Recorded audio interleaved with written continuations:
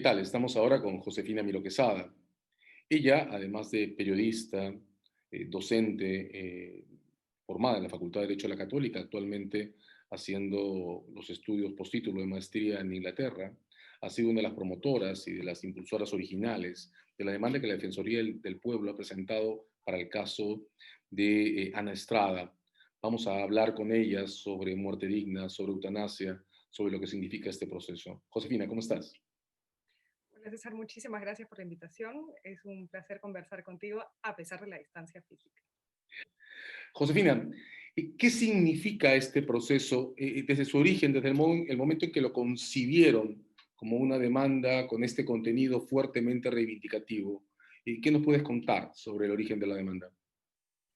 Bueno, la demanda de Ana para solicitar una muerte digna propiamente dicha se inicia antes de que nosotros judicializáramos el caso, ¿no? Ella decide, después de haber transitado por una unidad de cuidados intensivos y haber tenido una experiencia muy dolorosa en el 2015, emprender la lucha por su derecho a una muerte digna. Y lo hizo primero de manera, digamos, no pública, ¿no? A través de distintos espacios.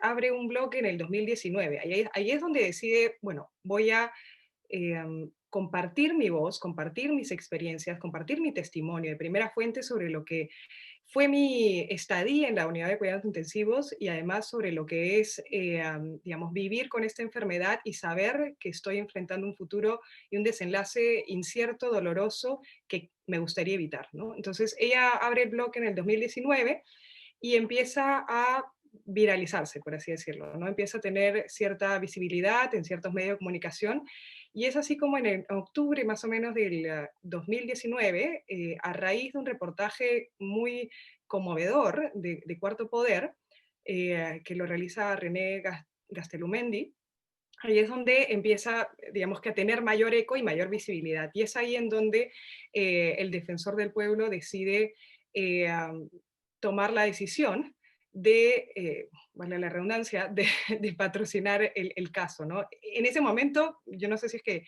recordarás ese reportaje, ella estaba siendo representada por otro estudio de abogados, colegas, de hecho, Julio y Ronald Gamarra, pero es después de ciertas conversaciones con Ana que ella decide que la mejor opción para emprender una batalla de esta envergadura es que sea una institución como la Defensoría del Pueblo, que tiene el mandato constitucional de promover y defender los derechos fundamentales de las personas, que lleve y que emprenda este caso. Entonces, después de esta decisión es que en octubre de ese año se decide, bueno, manos a la obra, preparamos una demanda de amparo y decidimos que esa sea la vía, porque en principio es un caso, digamos, particular, son sus derechos fundamentales. A veces cuando se discute este caso se habla de legalizarlo, ¿no? Pero en principio creo que en un tema tan delicado hay que ir paso por paso, ¿no? Y ya judicializarlo, como ha ocurrido en otros países cuando se ha emprendido esta batalla, ya es un paso importante, ¿no? Judicializar este caso en particular. Entonces, ahí es donde decidimos presentar una demanda de amparo por considerar que el artículo 112 del Código Penal, que regula el delito de homicidio piadoso, constituye una prohibición penal que impide que ella pueda decidir sobre su propia vida y su cuerpo, ¿no? Es decir, poder decidir cómo transitar hacia su proceso de muerte y ver el cómo, el cuándo y el dónde morir, ¿no? Entonces, en la medida de que está vigente, desde que lo está el Código Penal, este artículo despliega efectos jurídicos que impide que ella pueda decidir sobre un tema tan importante como es el último capítulo de nuestras vidas, ¿no? Y así fue. Y emprendimos el trabajo, formamos un equipo interesante, interdisciplinario, de hecho conversamos desde distintas aristas también, ¿no? Porque es un tema que no solamente involucra el derecho, ¿no? Hay que entender esto de una manera interdisciplinaria, involucra, digamos, la filosofía política, involucra también incluso aristas que pueden despertar cierta sensibilidad, qué sé yo, religiosa, ¿no? Que no debería intervenir, pero lamentablemente sí interviene, ¿no? Eh, um, Desde el derecho constitucional, desde el derecho penal. Entonces, armamos este equipo y presentamos la demanda en enero, ¿no? Antes de que el Poder Judicial entrara en vacaciones. y recién un año después, casi, debido a la pandemia, se convocó a audiencia, ¿no? Bastante tiempo, creo, ¿no? Pero supongo que eso es producto también de situaciones que imprevisibles, ¿no? Como el que ya era una pandemia. Esto, como he dicho, involucra muchísimas cosas, pero involucra antes que nada a Ana. ¿Cómo está Yes. ella? ¿Qué significa para alguien como Ana Estrada representar todo lo que representa esta demanda? Porque claro, lo has dicho, esta demanda es antes que nada la judicialización de un pedido para ejercer sus derechos y sus libertades, pero es también, lo has dicho, la puesta sobre la mesa de un tema que atraviesa conciencias morales, percepción de la legalidad, percepción de lo que las autoridades tienen que hacer respecto a la vida. Ella, ¿cómo está? Ana, digamos, eh, está esperanzada, confía en que esta es la vía para que su derecho sea materializado, ¿no? Es decir, en algún momento ella pensó, y lo ha dicho de manera pública, quitarse la vida de manera clandestina, debido claramente a la indiferencia, indolencia de un Estado que criminaliza la contribución de cualquier persona que pudiera ayudarla a decidir poner fin a su vida.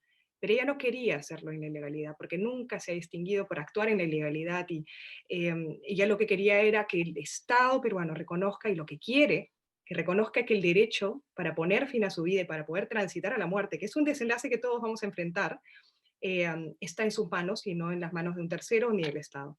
Entonces, ella está muy confiada, está confiada de confiar que las autoridades van a respaldar su pedido, pero que además lo que ella también siente es mucha gratitud.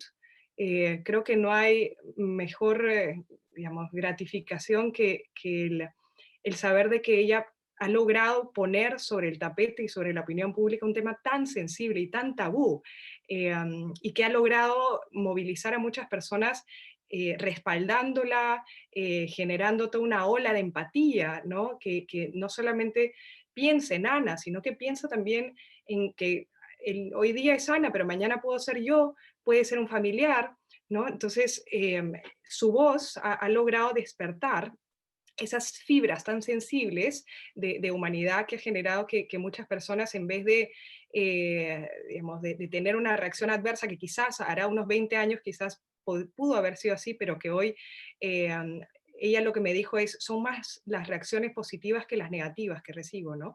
Y eso me da muchísima emoción, porque estamos generando nuevamente un cambio de mentalidades. No se trata simplemente de cambiar digamos, a través de un fallo, ¿no? Lo que dice o lo que dicta el derecho, ¿no? Sino que el derecho responde a una realidad y la realidad está cambiando. Entonces, ella ya considera desde ya que es una victoria tremenda el que podamos estar discutiendo esto abiertamente, que pueda ser portada de un periódico, que pueda ser la noticia del día, que pueda ser trending topic, ¿no?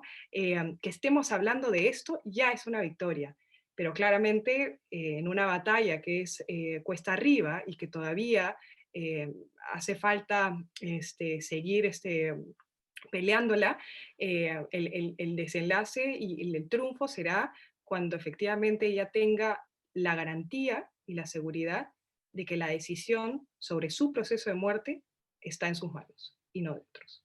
Es desgarrador, ¿no? Es una mujer que está entregándonos a todas y a todos la última decisión de su vida y el reclamo a su derecho a definirla. Ahora, se cruzan aquí un montón de cosas, ¿no? Dijiste hace un momento que cuando estaban preparando la demanda original, Ana prefirió que sea una entidad pública, la Defensoría, quien estructure el patrocinio. Pero en este caso tienen al frente a otras dos entidades públicas, procuradurías, defendiendo más bien la conservación del status quo en materia de eutanasia y muerte digna. ¿Cómo te explicas eso? ¿Cómo nos representamos a un Estado que se divide en dos? Pasa usualmente en los debates constitucionales, pero ¿estamos concibiendo correctamente el papel que les toca a las procuradurías en esto? ¿No tendría que haber sido más bien una suerte de proceso de conciencia donde salga a contestarle a Ana Estrada quien crea que lo que Ana Estrada no debe concederse y no que hay una especie de encargatura oficial para contradecirla? ¿Qué ves en esto, Josefina? ¿Qué te inspira? ¿Qué te provoca? Bueno, ya ha salido incluso a pronunciarse la ex ministra de Justicia, Ana, que dice, oye, se está entendiendo mal esto de la autonomía de las procuradurías, ¿no? En primer lugar. En segundo, el mismo ministro de Justicia ha salido a respaldar el pedido de Ana, Eduardo Vega, que ha sido defensor del pueblo y que ya desde un tiempo, digamos, le ha mostrado ese respaldo. Y claro, tenemos a procuradores que parecen entender el derecho de una mirada absolutamente formalista y legalista, ¿no? Porque si tú observas cada una de las intervenciones que tuvieron, todos empiezan solidarizándose con la lucha. Con la lucha de Ana, ¿no? Y respaldan, digamos, lo humanitario y lo, no sé, el coraje que tiene Ana, pero sin embargo, ¿no? No es el procedimiento. Esta no es la vía para poder avalar ese tipo de pedidos. Hay que esperar a que el Congreso, ¿y tú crees que este Congreso, o sabiendo la conformación de nuestro Congreso, si hubiera tenido la voluntad ya lo hubiera hecho? En segundo lugar, los derechos fundamentales no pueden estar condicionados al desarrollo legislativo, que si bien puede, digamos, facilitar su aplicación, en este caso el juez está obligado, es el llamado, tiene un deber de garante de tutelar derechos fundamentales, tratándose además de un juez constitucional y de una demanda de amparo y que por tanto requiere la tutela, digamos, urgente, ¿no? Es decir, tomando en cuenta además digamos, la naturaleza de la enfermedad. Ana está, digamos, la enfermedad de Ana está en una etapa avanzada. La salud de Ana es frágil, ella lo ha dicho en la audiencia. Hace un año yo tenía mis capacidades físicas limitadas, pero hoy las tengo aún más. Dado que se trata de una enfermedad muscular, degenerativa, todo eso afecta sus, digamos, facultades respiratorias. Y hoy ella, para poder hablar, le cuesta muchísimo más que hace unos cuantos meses, y más cuando ella inició esta batalla. Entonces, que los procuradores no tomen en cuenta eso, que no tomen en cuenta además el procurador del Ministerio de Justicia y de Derechos Humanos, porque si de algo trata este tema es de derechos humanos. No pueden venir a decir tampoco que como no ha llegado ningún caso a la Corte Interamericana, entonces no hay siquiera respaldo en ese punto. Pero, pero la naturaleza de los derechos humanos no es estática, es dinámica y responde a realidades cambiantes. Y responde también a eso, digamos, el que no haya llegado un caso a la Corte Interamericana no quiere decir que el día de mañana pueda llegar. Y en todo caso, no solamente hablo del derecho a la muerte en condiciones dignas, sino que también he hablado del derecho a la dignidad, de principio a fin, hasta los últimos momentos de la vida, ¿no? Derecho al libre desarrollo de la personalidad, amplia jurisprudencia sobre el tema. La proscripción de los tratos crueles e inhumanos, también. Entonces, la verdad que la argumentación que han esbozado deja mucho que desear, ¿no? Sobre el papel que están emprendiendo los procuradores y sobre la noción que tienen también de ellos son Estado y todo el Estado está obligado a respetar, proteger y garantizar los derechos humanos. Entonces no pueden ampararse en esa visión absolutamente formalista de que no hay ley y no se puede aplicar. No tiene sentido. Juguemos con una construcción que no existe, ¿no? Conservacionismo. Es como si las procuradurías creyeran que cada vez que se discute un tema relacionado con la abolición de todos esos delitos que van desapareciendo de nuestro catálogo, creo que la eutanasia es uno de ellos, y entonces haremos el link con el aborto en 14 semanas de inmediato, ¿no? Pero es como si los procuradores creyeran que su función es conservar el status quo anterior al estallido de un proceso de aboliciones. Y te confieso que no le encuentro eso el menor sentido del mundo. Yo tengo la impresión que este es uno de esos casos en los que un procurador debería tener el derecho a allanarse a la demanda y punto. Pero hay un tema al que quiero saltar, ¿no? Tú marcabas ahora que los procuradores lo que decían era que el camino para lograr el reconocimiento de este derecho es una ley del Parlamento. Y tú decías, pero ¿por qué? Si esto es un derecho fundamental, debo poder hacerlo directamente ante un tribunal. Y bueno, y ahí me provoca pensar cómo empieza a afectarse o no tu percepción de la legalidad parlamentaria afectada por la crisis de representación y la legalidad constitucional como un espacio cívico de reivindicación directa de derechos ante los tribunales que de una u otra manera puede compensar la crisis que ahora tenemos cada vez que vemos un debate parlamentario, ¿no? ¿Sientes que podemos encontrar en este caso una compuerta para hacer ese giro y empezar a reclamar nuestros derechos ante los tribunales sin tener que hacer la cola en un parlamento? Yo creo que es un tema muy polémico también porque, a ver, lo que decían también en la línea los procuradores es de que, uy, se trata de un juez legislador, un juez activista, ¿no? Esta idea de que el juez tiene que ser boca de la ley, ¿no? Y a lo Montesquieu, o que tiene que asumir una legalidad férrea, ¿no? Sin espacio para interpretar, sin espacio para crear, sin espacio para, digamos, ampliar el alcance de los derechos fundamentales. Yo creo que sí, creo que es una suerte de válvula de escape en la vía judicial ante un Parlamento que no está a la altura de las expectativas de las demandas ciudadanas. Y no solamente demandas ciudadanas, sino que demandas que están amparadas en obligaciones de carácter internacional, ¿no? De garantizar, respetar y promover derechos humanos. Entonces, claramente hay una situación eh, de que no responde a esas expectativas, este Congreso, que debiera estar a la vanguardia, debería, ¿no? Pero dada esa falencia, los tribunales tienen el deber principal de hacer valer estos derechos sin estar condicionados a que haya una legislación. De hecho, a falta de esas legislaciones que tienen que ellos suplir ese vacío. Eh, y como te digo, ¿no?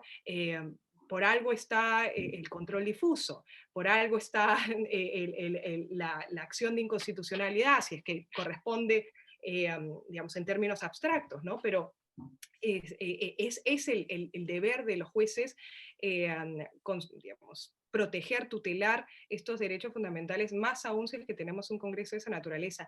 Y ese es el patrón que ha tenido más que nada este tipo de luchas que generan estas reacciones o estas controversias o estas conquistas, ¿no? Que son progresivas, ¿no?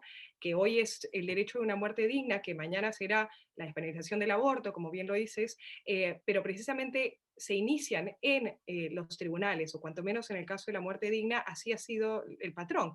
Colombia, 1997, a la vanguardia, reconoció el derecho a una muerte en condiciones dignas y ya ha tenido distintos pronunciamientos porque claro, el Congreso se demoraba allá en legislar esta materia. Recién en el 2015 sacaron un protocolo del caso de eutanasia, ¿no? Lo que no impidió que se aplicara, pero sí dificultó su aplicación o su ejecución, ¿no? Hablemos de los tribunales, ¿no? Todos resultados paradójicos. Pues claro, uno saldría del comentario que acabas de hacer entusiasmado con empezar a organizar una agenda de reivindicación de derechos civiles ante los tribunales. Lo hicieron Susel Paredes y Gracia Aljovín hace poco más de un año y ganaron. Tienen un reconocimiento judicial de su unión como pareja emitido por un juzgado de primera instancia constitucional. Pero Óscar Ugarteche lo perdió en el Tribunal Constitucional.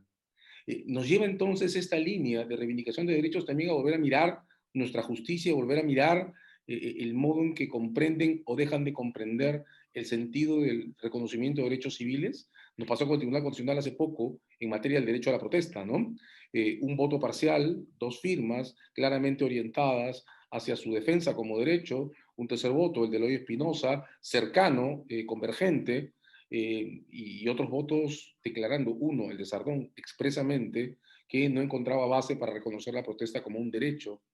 La reivindicación de derechos civiles nos lleva de nuevo entonces, Josefina, a pensar en la justicia desde otro ángulo. Sí, absolutamente, ¿no? Pero nos lleva también a entender que el derecho no es netamente una cuestión de leyes, ¿no? Que el derecho también es político.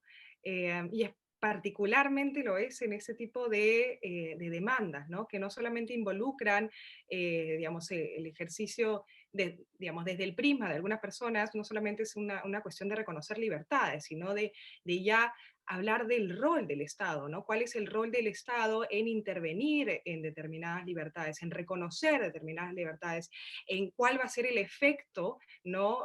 Cascada de reconocer esto? Abres, como por ejemplo en el caso de la muerte digna, lo que a veces se señala es la pendiente resbaladiza, ¿no? Que si es que reconocemos el derecho a una muerte digna, entonces después van a haber una serie de efectos no deseados a consecuencia de ello que podría afectar a un determinado grupo de personas con discapacidad o adultos mayores, ¿no?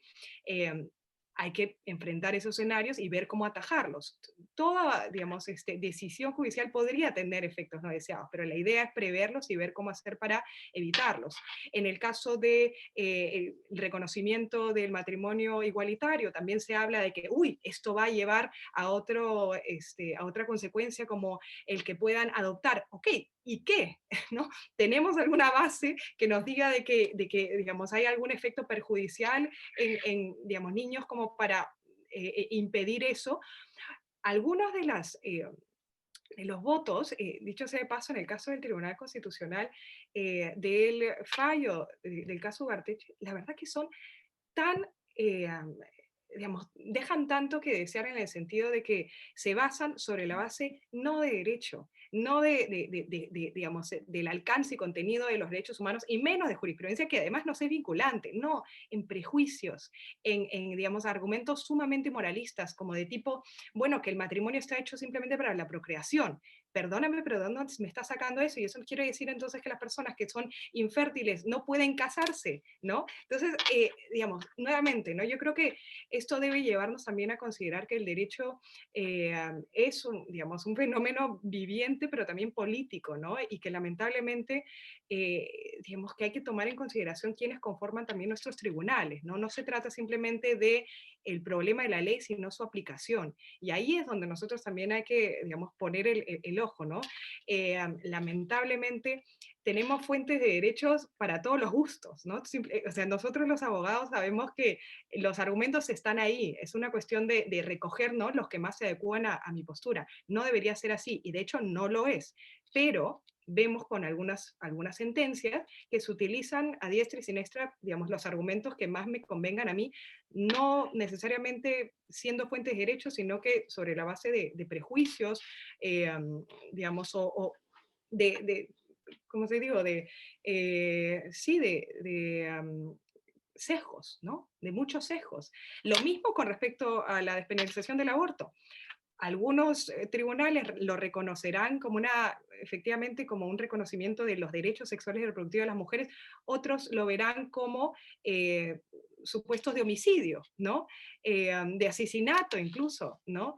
Entonces, creo que eso nos debe llevar también a reflexionar que estas conquistas de derechos no solamente tienen barreras legales, ¿no? Sino que las barreras también son mentales y muchas veces están asentadas en quienes personifican la justicia, ¿no? En los mismos tribunales, ¿no? Entonces, hay que ver esto como batallas que tienen distintos frentes, ¿no? Y que son batallas que necesitamos conversar, discutir en la esfera pública para cambiar lo más difícil de cambiar, que son las mentalidades, porque finalmente quienes aplican la ley no son personas que se han socializado en la estratosfera, son seres humanos como nosotros, como tú y yo, que nos socializamos y nos vemos influenciados también por lo que dictan los medios de comunicación, lo que dicta la religión, lo que dictan en el colegio, lo que dicta en la universidad, tantas fuentes o tantas formas eh, digamos, de control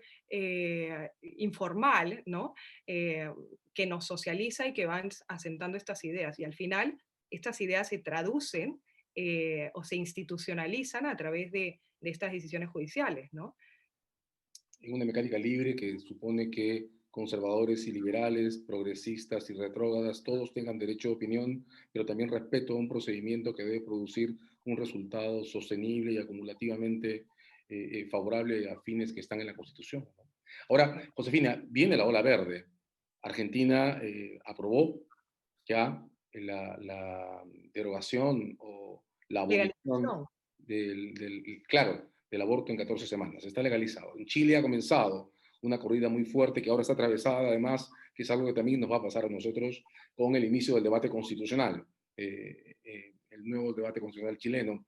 Nosotros entramos en una ecuación en la que está el caso de Ana Estrada abriendo la puerta, están las elecciones parlamentarias, comienza el debate sobre la Constitución. ¿Cómo ves tú el desarrollo de, por ejemplo, el debate que tendrá que retomarse, no es nuevo entre nosotros, sobre el aborto en 14 semanas, en nuestro caso incluso, el aborto posterior a una violación en los próximos cuadrantes? ¿Va a ser este un debate parlamentario? ¿Tendrá más sentido llevarlo también a los tribunales? Creo que no son vías excluyentes y no deberían serlo, ¿no? Creo que es importante atajar ambos frentes. El Parlamento permite que esto sea una discusión, debería, ¿no? Ser una discusión amplia que lleve a que profesionales de distintas disciplinas sean convocados en las comisiones y que haya un debate técnico y ese es el espacio, digamos, deliberativo por excelencia, se dice, ¿no? Y creo que deberíamos apuntar a eso, ahora que estamos próximos a las elecciones, pensar también en los candidatos que puedan conducir o llevar este tema al debate, ¿no? Y permitirnos por lo menos debatirlo, ¿no? Y eso no impide, ¿no? De que en los tribunales también tenga que batallarse para ampliar, digamos que los supuestos, sea o ampliar en los supuestos de descriminalizados, ¿no? En el caso de la interrupción del embarazo, o ya hablar siquiera, no sé, de una acción de inconstitucionalidad del delito de aborto, ¿no? Como ha ocurrido, por ejemplo, en el caso colombiano, ¿no? Y las luchas, digamos, en el caso colombiano también fue a través de un tribunal que se despenalizó el caso de el aborto por violación, o en caso de que el concebido tenga taras, digamos, físicas o psicológicas que hagan inviable el embarazo. Entonces, en el caso peruano tenemos un modelo de regulación en el que únicamente está despenalizado el aborto terapéutico. Y eso es algo que, claro, que está desde 1924 con el código de entonces, y que de hecho, y esto me lleva al siguiente punto, que no bastaba con que fuera despenalizado, sino que incluso para ponerlo en práctica se necesita una reglamentación. Y esta ocurrió en 2014. Entonces, creo que es importante cuando hablemos de despenalizar la interrupción libre del embarazo, hablemos más bien de legalizarlo, ¿no? Es decir, no basta con que el Estado no criminalice a las mujeres o a quienes intervengan en ese proceso, sino lo que tiene que hacer es implementar medidas positivas para asegurar que ese procedimiento se dé con todas las seguridades, valga la redundancia, posible, ¿no? Que además garantice la objeción de conciencia, por ejemplo, garantice también el consentimiento informado, garantice cómo se dan los supuestos cuando se trata de una niña o de un adolescente, ¿no? Todo esto son, digamos, todas estas son medidas, salvaguardas que tienen que establecerse a través de una ley, ¿no? Eso tendrá que ser en el caso del Congreso, ¿no? Pero creo que la batalla judicial puede abocarse sea a despenalizar alguno de estos supuestos o incluso ir un poquito más allá y también se podría presentar una acción de inconstitucionalidad.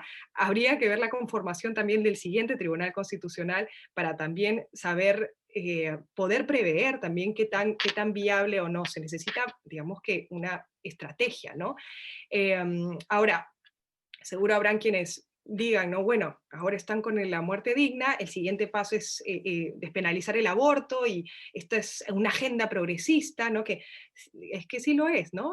Digamos, es una agenda que lucha y que sigue batallando por el reconocimiento de derechos fundamentales, que no es una cuestión aislada, que hay una tendencia, sí, efectivamente regional, Argentina, Chile, esperemos que esta ola llegue, esta marea verde también llegue al Perú y que nos permitamos discutir y debatir sobre este tema, porque la realidad existe. Los abortos ocurren, así la gente no quiere aceptarlo. Entonces, la discusión también es, ok, el Estado sabe que las mujeres están poniendo en riesgo su vida y su salud al momento de practicarse abortos clandestinos. ¿Qué hacemos con esa realidad? ¿Seguimos dándole la espalda o la miramos y ponemos todas las medidas para salvaguardar la vida y la salud de las mujeres? Porque siempre se habla, hay las personas pro vida, ok, y de las mujeres y la vida de las mujeres que hoy están poniendo, digamos, en riesgo sus vidas, y no solamente sus vidas, sino también la del concebido, sus vidas importan también para quienes se oponen. Eh, um, entonces, creo que hay que sincerar el discurso, utilizar también, digamos que, data que permita tomar en cuenta, digamos, cuántas niñas han sido madres, ¿no? ¿Cómo ser indolente a esa realidad, ¿no? Y esto que en esos supuestos debería aplicarse el aborto terapéutico, y sin embargo no se aplica. Entonces, ¿cómo hacemos también para democratizar esos procesos? Porque la ley puede decir todo lo que quiera, pero a la hora de la práctica, lo que hay que hacer, o lo que el Estado tiene que hacer, es de que eso sea, digamos, lo más accesible para todas las personas, ¿no? Independientemente de su etnia, el idioma el que habla, digamos, si tiene una estrato, digamos, si pertenece o no a un estrato socioeconómico o no, porque también es cierto que la mujer que tiene recursos puede acceder a un aborto en una clínica. Y lamentablemente la criminalización lo que termina haciendo es perjudicando a las mujeres con menos recursos. Entonces, dejémonos también de cucofatería y hablemos también del impacto de ese tipo de, digamos, políticas, digamos, de la política criminal, ¿no? Hablemos también de cuáles son esos efectos no deseados que está generando la criminalización de ciertas conductas, ¿no? ¿no? Hagamos un último cruce. Está comenzando el caso ante los tribunales por estilizaciones forzadas contra Alberto Fujimori, que de varias maneras representa otra mirada de lo mismo, ¿no? Decías tú, no se trata solo de aboliciones, se trata de políticas públicas. Bueno, ahora tenemos un juicio sobre una política pública que ha sido calificada como un crimen completo de lesa humanidad, difundido y extendido. ¿Qué perspectivas ves? ¿Cómo miras el inicio de este debate entre los tribunales que temo se nos puede empezar a pasar desapercibido si no le ponemos un foco de reflexión alto y fuerte, ¿no? Sí, ayer se suspendió nuevamente la audiencia, ¿no? Y genera un sinsabor tremendo porque son mujeres que han esperado eh, más de 20 años, ¿no? Y una justicia que tarda, habría que preguntarse si es que efectivamente es una justicia, ¿no? Como bien lo has dicho, fue una política de Estado que ha sido calificada precisamente como un crimen de lesa humanidad. Y al tratarse de un crimen internacional, sí, efectivamente no tienen que batallar contra la barrera de la prescripción, pero sí tienen que batallar contra una serie digamos, de moras, de demoras, una serie de barreras en la práctica para poder tener acceso a un derecho fundamental como es el acceso a la justicia y eh, creo que la respuesta del Estado ha sido indolente, porque la razón por la que se suspendió la audiencia fue que no contaban con un traductor para la variante de quechua eh, que permitiera que las mujeres víctimas de esta política pudieran entender de qué va el juicio. Algo tan sencillo, ¿no? Algo tan sencillo que pudo haberse previsto, que pudo haberse garantizado, pero que sin embargo no se dio. Y por ese motivo, bajo el argumento de que sí, efectivamente, hay que hacer esto lo más, digamos, democrático posible y las mujeres tienen que contar con un traductor, ok, y por esa razón se suspendió y se ha reprogramado. Pero eso nuevamente se pudo evitar. Y creo que no se trata simplemente de que son muchísimas mujeres, sino que fueron las mujeres, digamos, en campesinas, mujeres con determinadas características, pobres, en situación de pobreza, las mujeres más quizás, digamos, en situación de vulnerabilidad, mujeres engañadas, mujeres que lamentablemente hoy para el Estado eh, no son ciudadanas de primera, entre comillas, ¿no? Sino que terminan siendo eh, revictimizadas, ¿no? Creo que la justicia no puede medirse simplemente por el resultado de un fallo que reconoce que efectivamente hay responsables que tienen que pagar por lo que hicieron. Okay. Creo que es una mirada muy limitante, ¿no? Creo que la justicia hay que entenderla también desde una mirada procedimental. Creo que hay que entenderla desde la mirada de las víctimas, de colmar esas expectativas de justicia, ¿no? Justicia no es solamente una mirada retributiva, una mirada de, ok, que los agresores reciban pues la cadena, perdón, la pena que corresponde, ¿no? Sus 20, 25 años de cárcel. Creo que esa es una mirada muy reduccionista, ¿no? Justicia también es que sean escuchadas. Justicia también es acceso a la verdad. ¿Qué pasó? Justicia también es que se me respete. Justicia es que juicio sea en el idioma que comparto, ¿no? Que pueda acceder a ello, que pueda entenderlo. Justicia también es no revictimizar a las víctimas, ¿no? Entonces, lamentablemente, digamos, eh, creo que esto es un juicio que es muy sintomático de un país todavía muy indolente, ¿no? Y de una justicia todavía que es racista, que es clasista, una justicia que todavía no está a la altura de todos los ciudadanos, todos y todas las ciudadanas, ¿no?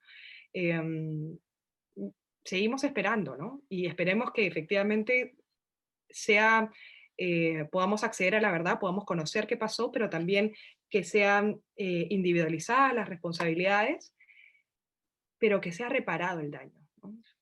Más que esperar, ¿no? Todas y todos ustedes, los que han construido el caso de Ana, los que han ayudado a darle forma al reclamo de Ana, están haciendo una cosa distinta, están abriendo puertas.